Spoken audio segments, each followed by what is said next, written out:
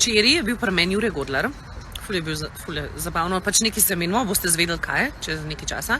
Drugače pa z Juretom sva dolg prijatelja, ki je prišel v Radio Gaga, tam 2001, 2003, tam nekaj, smo bili še vsi otroci.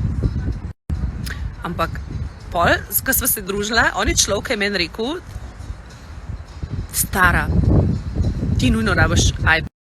Ok, kaj je rekel, sem še dolžna povedati, ne, ker me je tam kar v Tivoliju me kar zmanjkalo, mislim kar, ok, rekel je, stara, ti nujno rabiš iPada.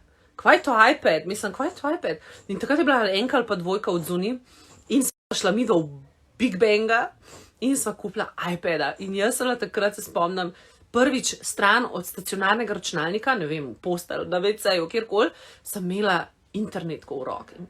Pol so prišli čez še let, 2, 3, pa teli pametni telefoni, ampak to je bil velik premik, velik preskok. Tako da Jure je človek, ki pač nam, ta bolj zahojenim, odpira obzorja.